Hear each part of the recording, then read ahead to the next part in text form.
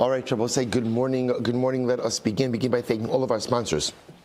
To thank our Talmud Torah sponsors for the month of Adar Aleph, Mrs. Salma Wolf, for dedicating all the Sherman Drushos this month, with immense gratitude for the refuahs from Hashem and the merit of our refuahs for all of those in need, in the schus of our soldiers, and the merit of Hashem in the schus of the return of our hostages. The Schwartzbaum family, in memory of Rabbi Aaron Schwartzbaum, Aaron Yosef ben Meir Zichron Lebracha, and the Ziv Levine and Berman families, in memory of William Ziv, Zev Shmuel ben Yisrael Zichron Lebracha. They have learning sponsors, Sandy Hoffman, in memory of her father, Melvin Rudman, Mayor Hirsch ben Shlomo Zalman, and of Steve Golaskov, sponsoring the Week of Learning in honor of the bris of his grandson, Mazel Tov Nachum David ben Elio Baruch Halevi. Mazel Tov, this little boy, Meir Hashem, should grow to be an incredible Ben Torah and give nachas to his family, to HaKadosh Baruch Hu, to Klal Yisrael, Meir ve'eshem shanim tovos. And of course, we dedicate all of Mesechus Bava Kamma Ili Nishmas, Master Sergeant Elio Michal Charush, Hashem Yikom Damo. We hope that the merit of our Talmud Torah, his neshama will have an aliyah and the family inachama. But so with that, let us begin. We have a lot to do today, but some really exciting and incredible Gemara. Today's daf is Kuf Tes Zayin 116. We are starting on Kuf Tes Vav 115b, and we are starting 2, 4, 6, 8, 10, 11 lines down from the top. Okay, so good, but it goes quickly. So as I remember again, we were introduced to the Mishnah. The Mishnah spoke about the case of two guys, right? Remember again, wine guy, honey guy. So honey guy's honey breaks, barrel breaks, and the wine guy pours out the contents of his barrel in order to save the contents of the honey barrel. Remember again, this presupposes honey is more expensive than wine. So there are two models in the case. Model number one is where wine guy just takes unilateral action, doesn't ask, pours out the contents. In that case, he is not entitled to any compensation for his lost wine. All he's entitled to is, what we'll call schar, labor. Conversely, if he says, listen, honey guy, I'll pour out my wine, but you're going to compensate me for my wine, and honey guy says, okay, then in that case, he's entitled to compensation for his lost wine. The Gemara is bothered by this, because what the Gemara says is, I don't understand. If the barrel is breaking, honey barrel is breaking, and the honey contents of the honey is beginning to pour out, it's hefker. So when wine guy dumps out the contents of his barrel and goes ahead and scoops up the honey, he should acquire the honey from hefker. That should really be what's happening over here. To which the Gemara explained, and the Gemara went ahead and the Gemara gave the case of a guy who was going ahead and carrying barrels of honey, wine or oil. He saw that they were breaking, so he has a great chap. What does he do? He's about to designate the breaking barrel as Trumas and Maestros. So the Gemara says, if you did that, it does not work. So we'll say, so that's where we're picking up. So remember, the Gemara answers this question in the middle. What was the answer in the middle? The answer in the middle was that the honey barrel had like netting around it. So as much as it was beginning to break, it wasn't going to be a complete loss because the netting was holding everything together. Now the Gemara jumps back to the Trumas and Maestros case. Vim Amar Lo Amar Klum. Is that true? I say, so if I'm walking with a barrel of oil and it's breaking, and I say, this barrel should be designated as Trumas and Maestros for produce I have in my home. That such a statement is meaningless. Tanya, we learned. Watch this. We'll say, watch this. I'm traveling on the road and I have money in my hand. Va'anas kenegdo, and I see that I'm about to be robbed. Right? I see there's a guy, there's a thief opposite me, and I can tell he's not coming for a shalom aleichem. So I'll say, so what happens? Lo yomar harei pero sheyesh li b'soch beisi michulolim al ma'os halalus. You know what? I have a great chap. What am I going to do? I want to go ahead and I want to redeem. Let's say, you can say, Rashi points out over here, like Meiser Sheni. I have Meiser Sheni produce in my house. So I say, you know what? Let the Meiser Sheni I have in my home be redeemed, or let the sanctity be transferred onto this money. Now, both say, what am I trying to do? I know I'm going to suffer a loss. Right? I know I'm about to lose money. So I figure, which is not the nicest thing in the world, but I figure, you know what? Let HaKadosh Baruch Hu deal with the loss, right? Let the Meiser Sheni take the loss. So that's my chap. So I want to transfer the sanctity onto the money right before I'm robbed. That way, the money that's lost, it's Meiser Sheni money, which is still a loss, because remember again, Meiser Sheni is still mine to consume, but it's a Meiser Sheni loss as opposed to a disposable income loss. Vim Amar, so you shouldn't do this. Vim Amar Dvarv Kayamin. But if he said it, it works. So we'll say it does work. So I might say if this case works, then what?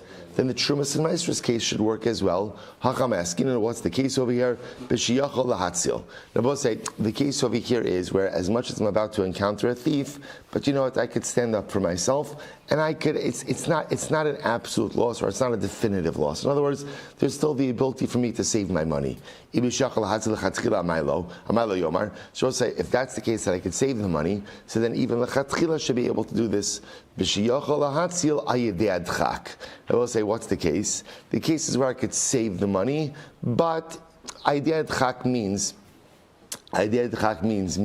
it's going to be a little bit challenging to save the money, and I may or may not be successful. So in other words, there's a risk. There's a risk involved, but I may be able to save the money. That's why the halacha says you really shouldn't do this. You shouldn't suddenly decide, have this spiritual epiphany to transfer the sanctity of Meiser Sheni onto the money. You shouldn't do it. But if you did it, because technically speaking it's not a definitive loss, then it works. Okay. So the Gemara says, so it says, what you're telling me is, any situation where there's definitely going to be a loss, or even strong potential for loss, you really shouldn't use the potentially lost item for consecrated purposes. Is that true? V'hatanya, but listen to this case. Harisha hayulo eser chavios shel tevel tamei. So I will say, here's the case. A guy has actually, Rashi points out to me, this is a case of a Levi. A Levi has 10 barrels of tevel. Tevel's untithed produce, that's tamei. So now remember again, I will say a Levi himself is also obligated to separate out Trumas Meiser, right? He's obligated to go ahead and separate a portion from the Kohen as well. In other words, even a Levi's portion of Meiser, he is obligated to go ahead and give a portion to the Kohen. So the Levi has 10 barrels of Tevel Tamei, and he sees one of the barrels is either about breaking, right? It literally means broken, but it means broken, breaking, or it was left uncovered. Now remember, we'll say what happens after you leave produce or liquids uncovered? They become unusable, right? Mashkin magulin. So what does he do? Omer harehi trumas maisra teisha charosel. So what does the Levi do? The Levi says, that barrel, the uncovered one or the broken one, that is going to be trumas meiser on all the other ones. So the Gemara says, lo yaskim, they have said kohen, but you shouldn't do this with oil, because we're both saying with oil, this will result as a total loss for the kohen. We'll come back to that in just a moment. So the Gemara says, so what do you see from here? You see you're allowed to do it. Now again, this is a case of a loss also. In other words, here the barrel's about to break. The Levi is designating it as Trumas Meiser. Is this not a case of loss? And yet you see you are allowed to do it. What's the case? The case of says where you had this netting wrapped around the barrel. So it's kind of like the previous answer we gave before. Namely, it's breaking, but it's not going to necessarily be a total loss because this netting is holding the barrel together. Okay, Gemara says fine. So Bishlam Shenishpara Chazia, Aliniskala my Chazia. So we'll say, so you've answered up the case of where the barrel is breaking. So now it turns out we'll say that this case over here of where the Levi is designating the quote unquote broken barrel as Trumas Meiser is what case where even though the barrel is breaking, it's not a complete loss. Why? Because the netting is holding everything together. Fine. What about the case of Niskala, right? What about the case ultimately again of where it was left uncovered? In other words, isn't leaving it uncovered, isn't that a total loss? So the Gemara says, if it's left uncovered, what could the coin use it for? So I'll say maybe it's usable for sprinkling. As well as say people would often sprinkle wine, or for that matter again, aromatic oil, like potpourri, like air freshener. Vatanya, the Gemara says, but once we learned in the Brisa, Ma'im Shenes Galu. We'll say, remember again, the concept of Mashkin Mugulin, we've seen this before. What's the issue of Mashkin Mugulin? What are we concerned about? Snake venom. snake venom. We're concerned that if you leave liquid exposed or uncovered overnight, that a snake could come along and inject its venom into it. So the Gemara says, we learned in Raisa, Ma'im sheniskalu, hareza lo yishavchim b'rshus harabim. So we'll say if you have water that was left uncovered, by the way, when we say water, it's not just water, it's any liquid, left uncovered overnight, you shouldn't just spill it into Rosh Hashanah. You shouldn't use it to go ahead and knead mortar. You shouldn't use it. We'll say people would sometimes sprinkle water. They had dirt floors. So you would sprinkle water in order to keep the dirt from rising, the dirt on the floor. And you shouldn't use it to water your animal, nor your friend's animal. So the idea over here is, from mashkin magulin, it sounds like from the Brisa that you really shouldn't use it for anything, right? So even for ziluf, even for sprinkling, bipashtos, that wouldn't be good. To which the Gemara says, no.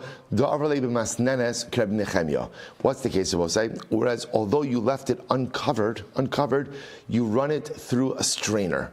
And if you run it through a strainer, that'll pick up any venom. Like Rabbi Nechemia. Desanyo, misnenes yesh ba mishum gilui. Even if you run it through a strainer, ultimately, again, it is still considered to be an exposed liquid. Rabbi say, now what does that mean? When is that? Bizman shatachtona magula. That's only if the lower utensil, was left uncovered. I will say, just the model that they're explaining over here is, what they're doing is they're straining, if you can imagine, you're straining the liquid through an upper utensil and it's going into a lower utensil, like a double strainer. So the Gemara says over here, when is it that so the Gemara says, if the lower utensil is left open, then ultimately again it's magulin. But if the lower utensil is covered, then even if the upper one is uncovered, ein ba mishum gilui, right? Then there's no gilui. I will say, as long as the lower utensil, which is the utensil that the liquid is being strained into, is covered, then you're good to go. Why? Because we'll say, so apparently the snake venom is a bit thicker than the normal consistency of liquids, and therefore, again, as long as you're running it through a strainer, the Gemara says it's going to get caught in the strainer. However, lo shanu ella shelo tarko. Aval tarko aser. But I will say this only presupposes that you did not mix the liquid. In other words, when does the venom kind of get siphoned off in a strainer? When it has not been actively mixed into the liquid. However, if it's been mixed into the liquid, then einachinami, even if you run it through a strainer, because it's thoroughly mixed in, you won't pick it up through the strainer. Hasam nami, afshar demanach midi apuma dechavisa de shafile. Even in that case, the Gemara says there is something you can do. I will say, if you use, essentially, Rashi points out over here, like a cloth. If instead of a strainer, you go ahead and let's say you put a cloth on top of the barrel, pour that wine through a cloth, even mixed liquid, that'll be able to get out the venom. So I'll say, so it's interesting. So apparently, if the venom was injected but it wasn't mixed, then a regular strainer will be able to strain it out. If the whole thing was mixed, that means then the venom gets mixed into the rest of the liquid. Then only if you pour it through a cloth, the venom will come out or will be separated out. Okay, Rabbi Nechemia, mi tarminon. So it says, Rabbi Nechemia, ultimately again, would you be permitted to go ahead and separate this out? Right, as true. And Rashi says over here, Rabbi Nechemia, v'yahi dalet chavios, Rabbi Nechemia, meet to yud chavios. Sorry, mi tarminon minatame ala tame. Now, what's going to Rabbi Nechemia? Can you go ahead and utilize tame produce for truma on other tame produce? So the Gemara says, "Mitamina batanya, tame mina tame ala tame." Rabbi Nechemia says you could write. I'm sorry, the Brisa says you could take truma from tame produce on tame produce, umina tar ala tar, and from tar on tar, umina tar ala tame, and tar produce on tame produce. Avol lo mina tame ala tar. But you cannot go ahead and utilize tame produce to separate it out as truma as tar produce. Rabbi Nechemia omer af min hatame al hatame lo hitiru litrom. Ella b'shel demai.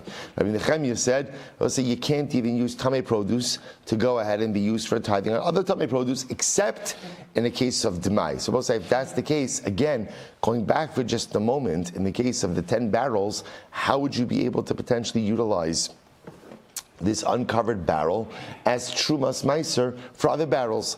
To which the Gemara says, you're right. The Gemara says, hachanami b'shel demai. We must be talking about over here a case of demai as well. Fine. Maybe they have said coin. I will say now. Remember again. Back to the case of the 10 barrels. So remember again. We're dealing with the same case over here. Levi, we'll just call him Levi. Levi has 10 barrels. He needs to separate out trumas meiser, which is a portion to the kohen. One of the barrels is about to break, or for that matter, again, one of the barrels was left open. So what does the Levi want to do? He wants to quickly designate either that uncovered barrel or that breaking barrel as the trumas meiser for the kohen. Trumas meiser for the kohen. So we're now defining the parameters of that, right? Shabbos says, so if it's a breaking barrel, it must say that there's netting around this. That's not a total loss.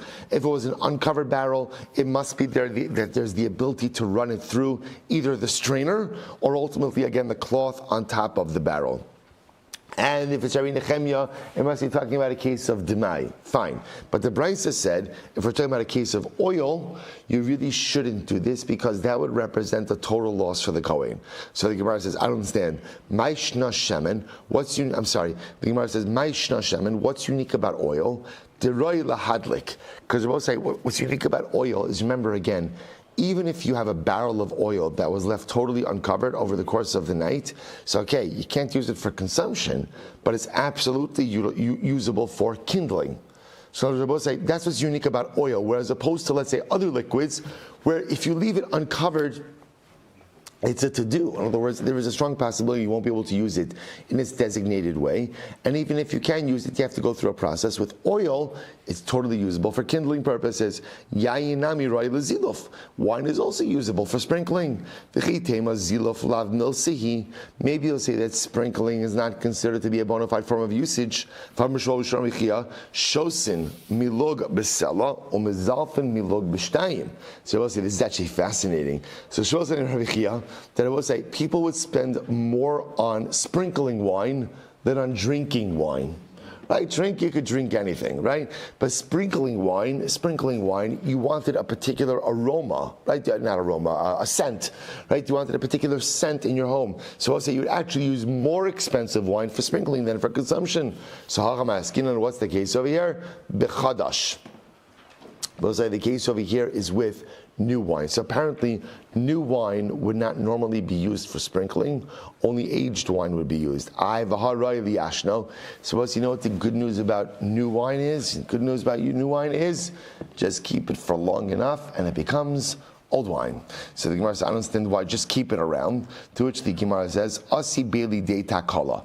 Now we'll say, here's the concern. The concern over here is if we're talking about, let's say, a barrel of wine that was left uncovered overnight, we're concerned to have you keep it. Why? Because if you keep it around the house, the concern is you may come to drink it. The Gemara says, Shemen nami asi lidei takala. We'll say, so oil also. I should have the same concern about oil, that you may come ultimately again to consume it. Why is only a concern by wine? To which the Gemara says, Demonach le bekli mos. Oil is easy. How do you avoid the potential takala by oil? Pour it into a disgusting utensil. In other words, we'll say, if you go ahead and you pour it into a disgusting utensil, you're not going to end up using it like for salad dressing, or for cooking, because it's disgusting. The only thing you'll use it for is for light, is for kindling. The Gemara says, Yayin nami monach lebiklimos. So do the same thing with wine. Just put it in a gross utensil. That way you won't come to go ahead and consume it. The Gemara says, it doesn't make any sense. Hashalazila kabayle biklimos kamanachle. I will say, you're going to use, the only thing this wine is really usable for is sprinkling. So you're not going to put it in a gross utensil. Why? Because you're going to say the gross utensil is going to impact its scent. It doesn't make any sense. To which the Gemara says, listen to this. Utakala atzma tanaihi. Now I will say, now this is actually really fascinating. This whole discussion in general about maintaining something that is prohibited for use, right? So maintaining something that is prohibited in my home, lest I come to go ahead and use it inadvertently, that whole discussion is a machlokes. Watch this. This is so fascinating. Lisanya. So we'll say, now watch this. The Brisa says as follows: person has a barrel of wine, truma wine, that became tamei. So whatever the case, Rabbi will say, I have a barrel of truma wine. This, now, by the way, this could be either I'm a Kohen and I have a barrel of truma wine, or I'm a Yisrael. I'm a Yisrael and I have truma that I have not yet given out. But lamaisa, it became tamei. So what do you do with it? So Beishamai says, we'll say top of Kuf Tezayin 116a. Beishamai omrim tishbo hakol. Beishamai says, pour it out. Pour it out as truma tameya. There's nothing to do with truma tameya. And I just want to point out over here, remember, this is wine. Oil is unique because oil could be used for burning, for kindling. Remember again, you have to destroy truma tameya. Just the difference with oil is there's nothing that says you can't get benefit from it as you're destroying it.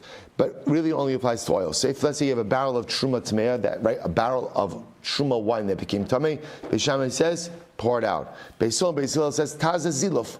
Beis Hillel says, no, you could use it for sprinkling, aromatic sprinkling, potpourri. So the Gemara says, Rabbi Shmuel, Rabbi Yossi, Ani Achriya. So I'll say, Rabbi Shmuel, Rabbi Yossi says, the truth is, they're not really disagreeing. Why? The Gemara says, listen to this, Ani Achriya, Bebayis Taza Ziluf, Besad Tishbach. It depends where the wine is. If the wine is in the, let's work backwards. If the wine is in the field, let's say there's no ziluf, there's no aromatic sprinkling in the field. So what do you do if it's in the field? Just pour it out. What do you do if it's in the house? You can use it for aromatic sprinkling. So the Gemara says, fine.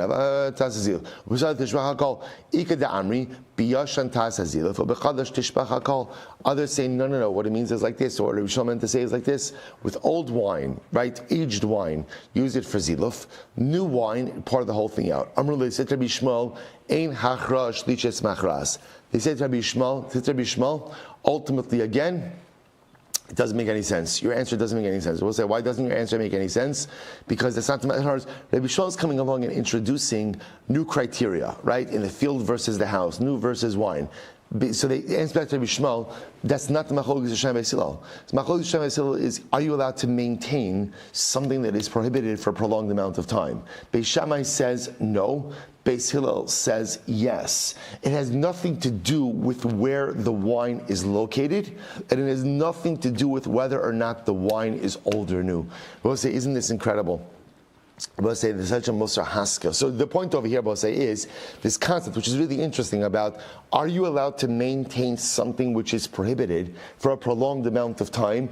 Apparently, it's a fundamental machlok is Beis Shammai and Beis Hillel, right? Beis Shammai saying no, pour it out. Beis Hillel saying yes, you can. We'll say, by the way, the Rambam Paskins with Truma Tameya like Beis Shammai, and therefore, if you have a barrel of Truma Tameya wine, you gotta just pour it out. You can't maintain it, you gotta pour it out immediately. So I just mentioned there's a tremendous Musar Haskell.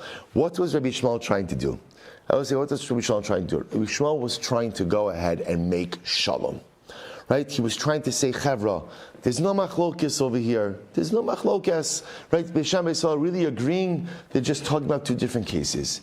I will say, whereas shalom is a beautiful thing, and reconciling differences is a beautiful thing, sometimes in life one must accept that there are irreconcilable differences. There's machlokes. There's machlokes in the world. There are differences. Now, by the way, machlokes doesn't have to mean animosity, right? Machlokes doesn't have to mean, doesn't have to mean that we're at each other's throats. But lamaisa, sometimes in life you cannot reconcile certain opinions. We spend so much time sometimes trying to get everybody on the same page about things, and sometimes it's just good to accept there are differences of opinions, and it's okay. They're not going to get them on the same page. We're not going to reconcile. But the goal in life, certainly the goal within our people, is to be able to create shalom even with irreconcilable differences. Even if we are never going to be on the same page, we're never going to agree, we're never going to see eye to eye, we're never going to get close, we're never going to be a Rabbi Shmuel. Rabbi Shmuel is trying to get Beis Shammai on the same page, and they say to Rabbi Shmuel, what are you doing? What are you doing? It's Beis Shammai, it's two different opinions, irreconcilable differences. But it's okay. You know why? Because Rabbi say, they're still on the same exact line of Gemara. Right? They're still on the same line of Gemara. You could be together. You could be biyachad, even with irreconcilable differences. Incredible. Let's go back there. So I'll say, so back to the Gemara. So remember again, this is great. This is great. It happens to be, this is a great case. So remember, back to our original Mishnah. Honey and wine, right? So Honey guy barrel breaks. Wine guy dumps out the contents of his barrel. Saves the honey. We're now focusing on case number 2. Case number 2 is before wine guy dumped out his barrel. He says to honey guy, listen, I'm going to save your honey, but I need you to compensate me for my wine. Right? Honey guy says, okay. So then what does the Mishnah say? The halacha is honey guy has to compensate wine guy for the contents of his barrel. Beautiful. Amai. The Gemara says, why does honey guy have to compensate wine guy? Let him say, I was just kidding. Why was I just kidding? Let's just let him say, look, I really needed you to save my honey. I told you whatever you needed to hear in order to save my honey, but I'm not really compensating you for the value of your wine. So we have precedent. Listen to this. Let's say a guy was running away from jail. So, right, Reuven was incarcerated. Baruch Hashem, he was able to escape. And what happens? He gets to the bank of the river. And there was a guy with a boat in front of him. Amrlo told dinar vevirani. And I will say what happens. Let's say normally the boat ride across the river costs $20. And Reuben says to the boat guy, I'm going to give you $1,000 if you cross from the right. Get me across the river. Boat guy says, of course. Eino elos scharo. So we'll say, what's the halacha? The boat guy is only entitled to his normal wage. Normal wage. The Gemara says, why? Because Reuven can say to the boat guy, listen, I was running from jail, right? I needed to escape. I told you whatever you needed to hear in order to go ahead and get me across the river, but I never really meant to commit to such an exorbitant amount of money. Of course, I'll pay you for the normal value of the journey, but Lamaisa, I don't have to pay you. I don't have to pay you $1,000. So the Gemara says, so why don't we say the same thing over here? So why don't we say the same thing? In other words, really, again, when honey guy said to wine guy, I'll pay you, what he really meant was, I'll pay you the value of your labor, but I'm not going to start compensating you for the value of the lost contents of your barrel of wine. The Gemara says, Halo dami elo l'seifa. So we'll say, no, it's not really comparable. If you want to compare our Mishnah, compare the Mishnah to the Seif of this Brisa. What's the Seif of the Brisa? So Amrlo told dinar zeh b'scharcha v'havirani no sin lo scharo mishalim. So we'll say, now listen to this. And the same thing in the boat case, in the barge case. So if Reuven told to the boat guy, if he said, listen, take this dinar as your wages. In other words, he was a bit more explicit. And he said to him, I'm going to pay you this as a wage. Not, I'll pay $1,000, get me across the river. But again, a more specific statement. Take this dinar. Take this amount of money as your schar, then I will go, and then he's obligated to pay. So the Gemara says, I don't understand what's the difference between the first two cases in the Brisa. Amrei Bachama, Bitsayot Hashola Dogim Min Hayom, Va'amrlei Afsiretani Kavari Bezuza. So we'll say the difference in the two cases, we'll say, is that in the Seifa, so the boat guy could say to Reuven as he's running away, listen, I'm a fisherman, and you decided to use my services, but by doing that, I had to give up fishing revenue.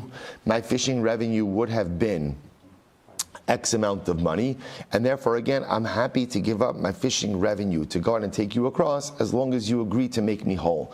So I will say that's comparable to our Mishnah. So in our Mishnah over here, when wine guy says to honey guy, listen, I'm happy to help you save your honey, but to do that, I have to give up the value of my wine.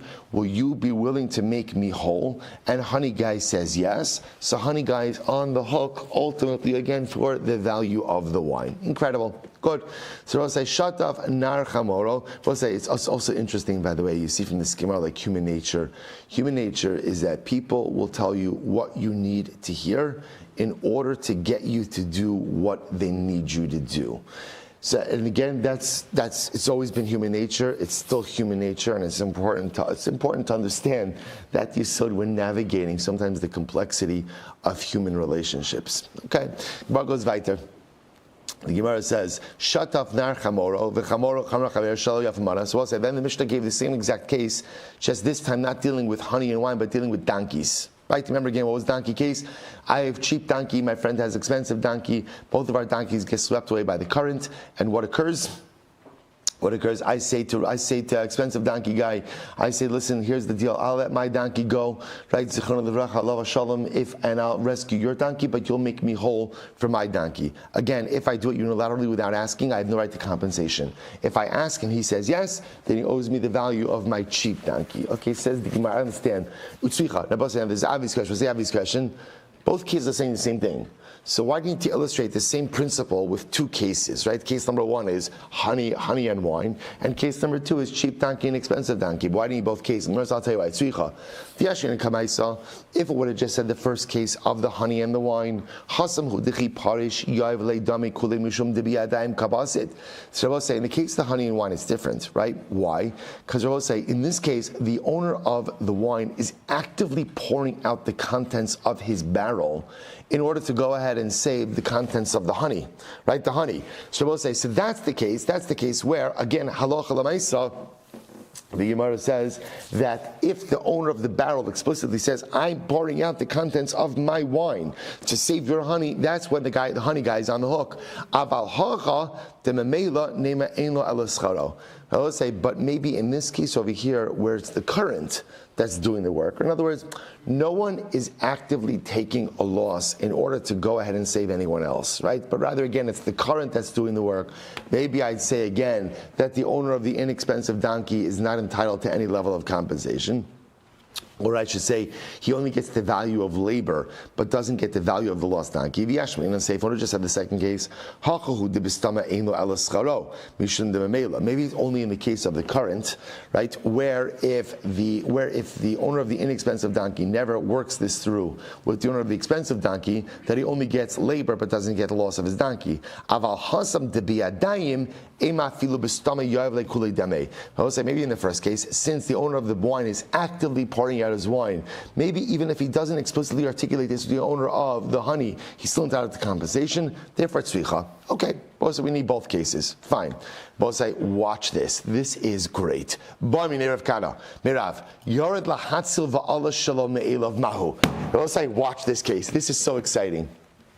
Okay, two guys, donkey case, right? Two guys, inexpensive donkey, expensive donkey, right? So we'll say, so what happens? So cheap donkeys, I'm just going to call them both donkeys instead of people, right? It's it's not. I don't mean to be disparaging. Just for illustration purposes, it makes it a little bit easier. Right? So it says, what happens? So remember again, two donkeys in the river, both getting swept away. Inexpensive donkey says to expensive donkey, here's the deal. I'll let my donkey get washed away. I'll go ahead and save yours, but you're going to make me whole for the loss of my cheap donkey, right? Expensive donkey guy says yes. So what happens? So inexpensive donkey guy says a tearful goodbye to his donkey. They had good years together, but life must move on. Lets him get washed away. Fine. He rescues expensive donkey. Lo and behold, what happens? So also what happens?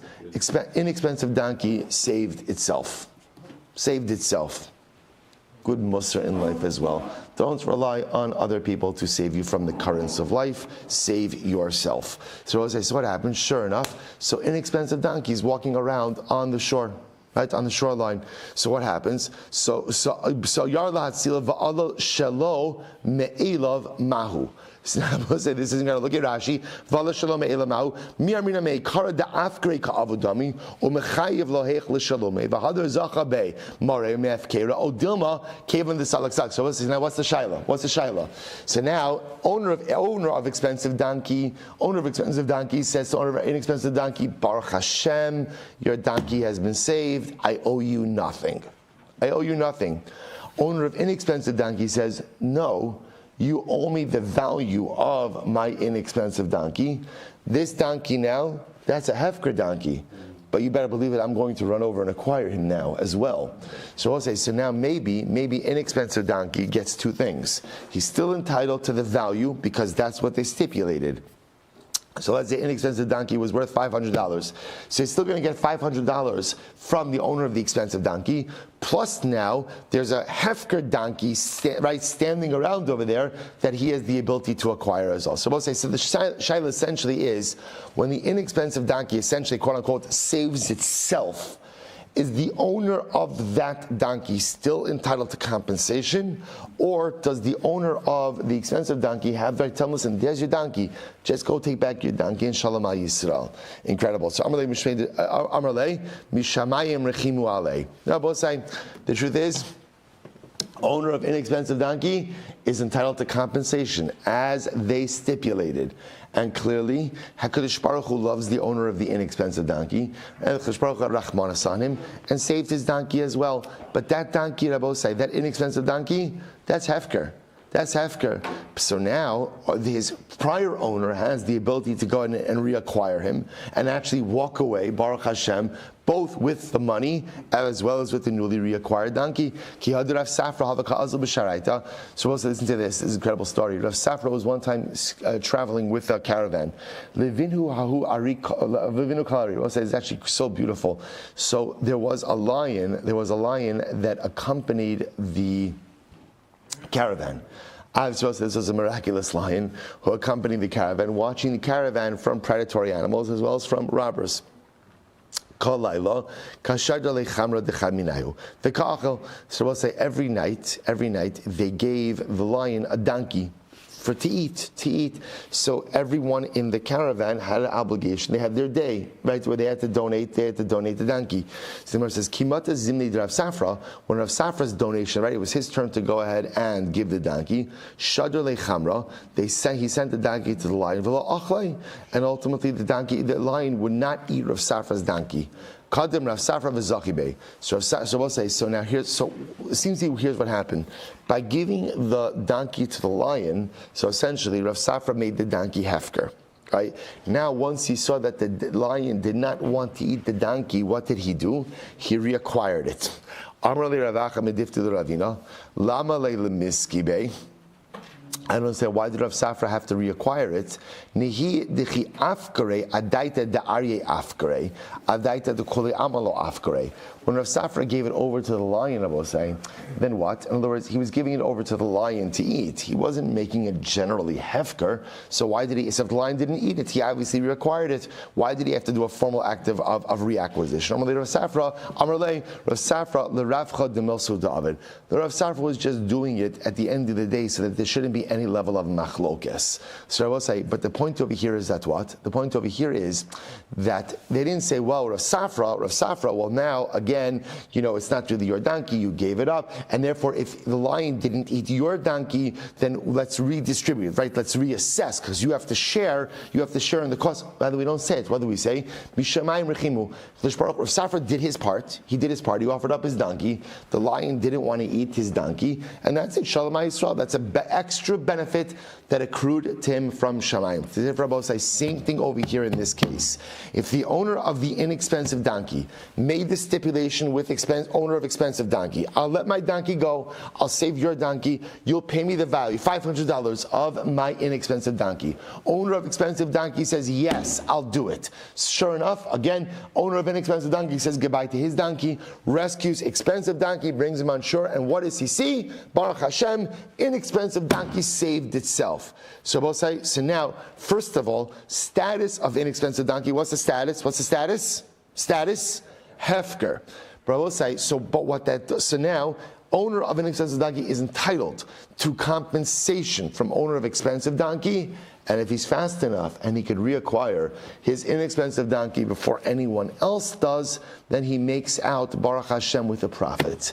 Then why we say Mishamayim Rechimu. HaKadosh Baruch Hu had Rachmanas and ultimately gave him this potential for a payout, for a payday. Incredible.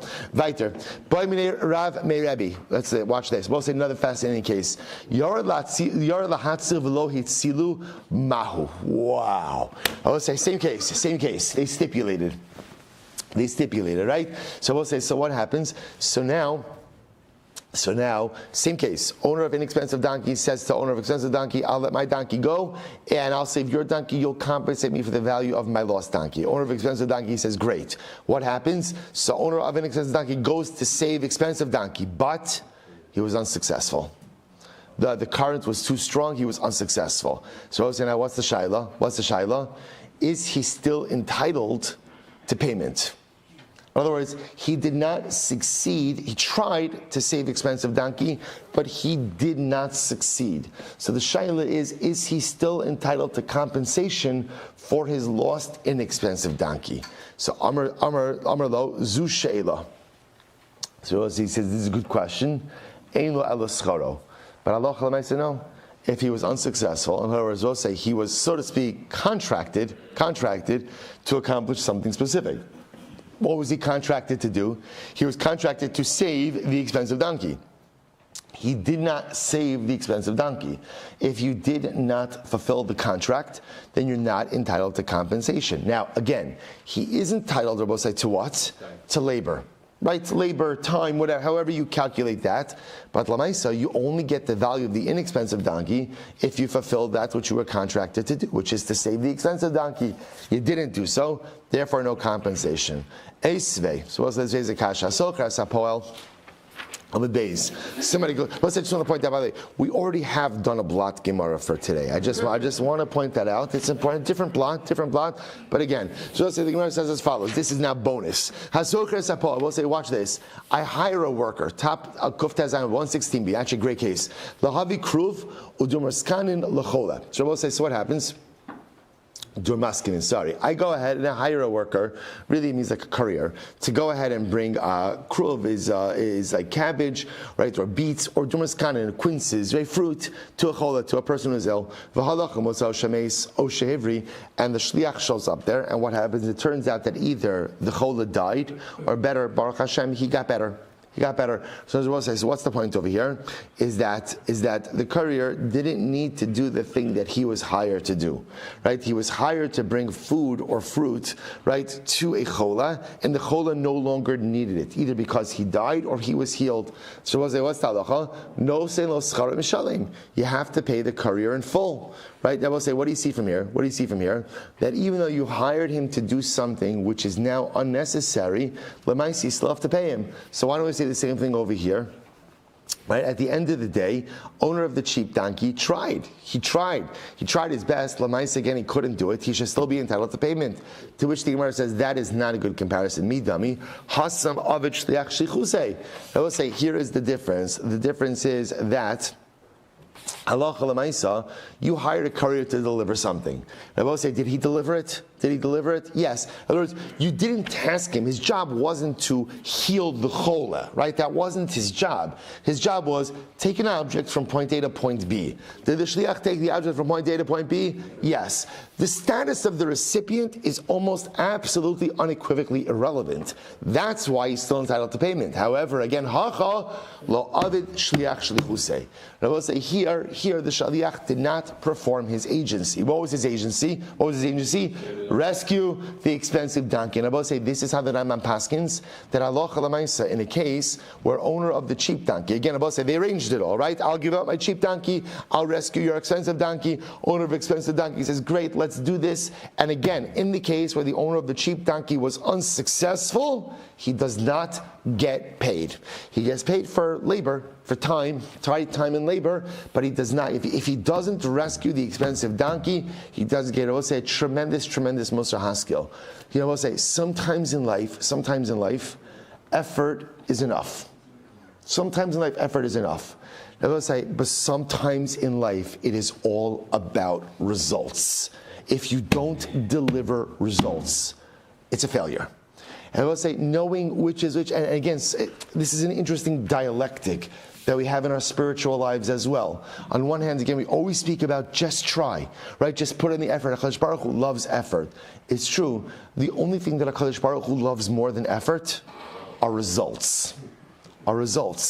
And sometimes in life, we let ourselves off a little too easy by thinking, oh, I tried, yeah, but I know that had I tried a little bit harder, a little bit longer, or a little bit more, I could have delivered results. So again, I was saying, sometimes in life you do get credit for the effort, but a lot of times in life, HaKadosh Baruch Hu is expecting results, and failure to deliver those results, ultimately, again, there's no schar for that. You don't, in other words, or state a little bit differently, you don't always get an A for effort. Incredible. Let's go back there. Such good Gemara. All right, we'll say great case. All great cases. All great cases. There was a caravan that was traveling through the desert. So we'll say this is fascinating. And then what happens? The caravan was about to be held up. Right, about to be robbed. So both say now the unwritten piece over here is, but they paid off. They paid off the thief. Right, they paid off the thief. Right, they paid off the thief. So both say, so now what's the shaila? Shaila is, how do you divide up the payment, right, amongst the members of the caravan? So the Gemara says, Mechash lefi mama ve'mechash lefi nefashos. So we'll say this is fascinating.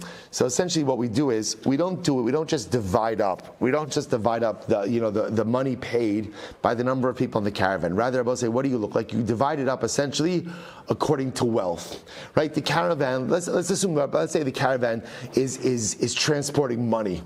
Right there, for argument's sake. So we don't say, okay, there's 10 guys traveling in the caravan, everybody pays a 10. No. Reuven's transporting X amount of money, and Shimon's X amount of money. So we divide up the amount of money paid proportionate to the amount of wealth that each person is transporting. Incredible. Now, interestingly enough, if they went ahead and they hired a tire, I will say tire is a guide. So let's say the caravan hired someone to help the caravan navigate. In other words, the caravan doesn't want to get held up. So you have to avoid certain neighborhoods. You have to avoid certain routes. So in that case over there, in other words, the cost for the tire, the cost for the guide, that's divided up equally amongst the number of participants in the caravan. So the Gemara says, but the truth is, a lot of times there's also like a minhag makam, all right, or a minhag, in this case, the minhag of the donkey drivers. Let's say there's like established practices. So the Gemara is talking kind of in the abstract over here, right? You pay the ransom money, so ransom money ultimately, again, is divided up in proportionate to wealth. Or you hire a guide, that's divided up equally amongst the number of participants in the caravan. But the truth is, you go according to whatever the local minhag, whatever the local custom is. Okay. So it's fascinating. Let's see if a group of donkey herdsmen, donkey shepherds, donkey drivers, good. David, which one was it? Which one? Either or. Okay, excellent. Good. All right, good. We have such a knowledgeable bunch here, by the way. Such like an array of information. Right, so we're traveling. The idea over here is you have a group of people traveling with donkeys, right? Donkey shepherds, let's just call it. Donkey shepherds. So therefore, they're traveling together, watching a herd of donkeys. So they have an agreement amongst them that if someone loses a donkey, the rest of the group chips in to replace the lost donkey. In other words, we'll say there's a benefit to making sure that the herd is whole. Why I will say, because remember, the whole chap over here is they also have joint responsibility to watch the herd. So what's the chap? A person is only going to feel an achrayus to watch the herd if what? If they have skin in the game. And in this case, a donkey in the herd. So therefore, halacha l'maisa, if one of the members of the herd loses a donkey, everyone, it's like a stipulation amongst the chevra that will replace his lost donkey. Okay? Because ain't mamidin, shlo because mamidin lo. Now we'll say, now of course, this is only if he wasn't negligent, right? If he was negligent, then he lost the donkey. So then we're not memali is chisaron, right? We don't make up for the lost donkey. If he wasn't negligent, then we make up his loss. Vim amar tnuli va'ani eshmar ain't shomer. And it's interesting. So let's say Reuven's part of the chevra. Reuven's donkey dies. Reuven says, you know what, chevra, do me a favor. Instead of buying me a new donkey, give me the money. Right? And don't worry, I'm still going to participate in watching the herd just as well. So Gemara says, no, we don't listen to that. We don't give him money. We don't give him money, we replace the donkey. So Gemara says, pshita, that's obvious. And we'll say, that's not the stipulation. The stipulation is that again, we'll say, this is talking about group dynamics. It's not necessarily a halacha. This is talking about over here that this was often how these type of groups worked. So Gemara says, of course you have to give him money. So Gemara says, lo tzricha de islei chamra achrina. Then we'll say, the case over is where Reuben had 2 donkeys. One of them died, but there was still another one. So he says, Chavra, just give me the money for the one that was lost. I'll still participate in guarding the flock or guarding the herd, because again, I still have a donkey there. To which the Gemara says, "My detema ha commento like kamash malon shiny nitirusa dechad minitirusa de beitrei." Now, so the answer is the Gemara says we don't give him money, rather we replace his donkey. Why? Because you can't compare watching two donkeys with watching one donkey. So therefore, Rabbi say we have a vested interest in replacing his second donkey, so that he's even a more vigilant watchman. All right, beautiful. Tanabanon svina shaisa maleches biyam amarala nachshal tova vekilu masa. Rabbi say great case. Great case. Listen to this. Chevra's traveling on a boat.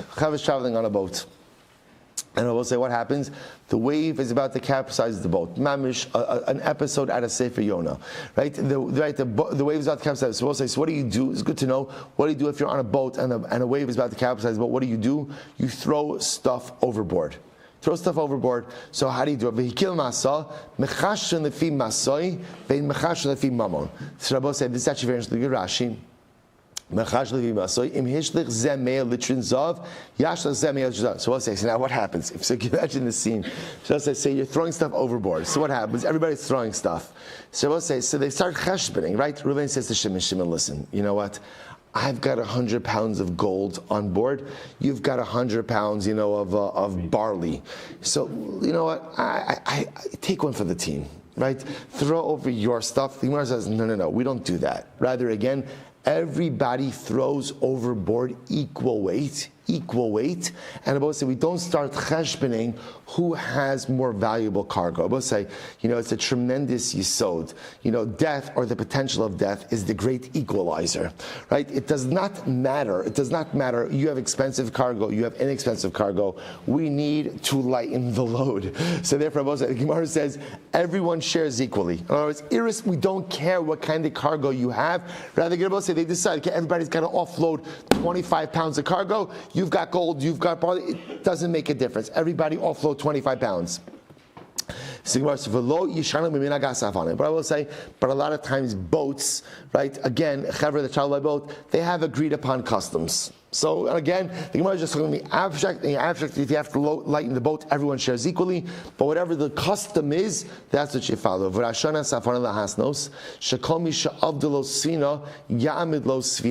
we'll say similarly again.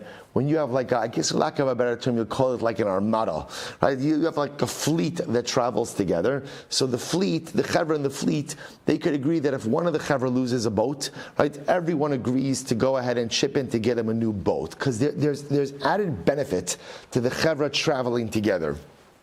Okay, so the Gemara says, however, this is only true of the lobekosia in mamidin. Shlobekosia but this one should say if he loses the boat because he was negligent, then the Chevra doesn't agree to make him whole. But if he lost the boat not out of negligence, then ultimately they'll make him whole. So the Gemara says, V'i pirish lemakom shenas sfinos holchin ein ma'amidin. I will say, but if one of the captains decides to take his boat to a place where people don't normally take their boats, then under those circumstances, again, the rest of the Chevra is not going to make him whole. So the Gemara says, that sounds like negligence. So pshita, that's obvious. But this is so interesting. Lo tzricha te benisan merchaki chad ashla ubetishe merchaki tre ashla. So the way it works is like this. In Nisan, essentially during spring, you only have to keep your boat one rope's length away from shore. I guess the water's deeper, right? So you have to be one rope's length. In Tisha B'Av, which is after the summer, water levels are lower. You need to be 2 ropes lengths away from the shore. And what happened? The ka'azli biyomi Nisan lemakom Tishrei. And I will say what ended up happening. In the days of Nisan, he went to the place of Tishrei. So ma'adetema dov sheinakit va'azil. You might have thought again, I will say, this is still a normal place. In other words, he just made a mistake. The captain made a mistake about where he could take his boat to. So I will say, you might have thought that this is not called negligence, right? Because again, he's still operating his boat in a place where boats are normally operated. Just what? It's just wrong month.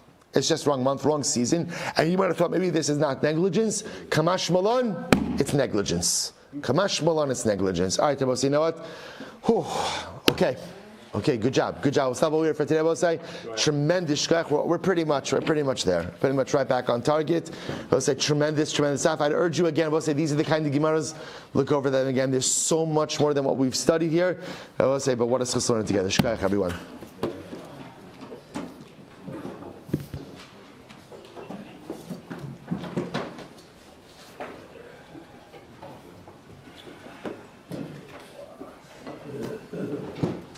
All right, Chevra Zoom, have a great day, everyone.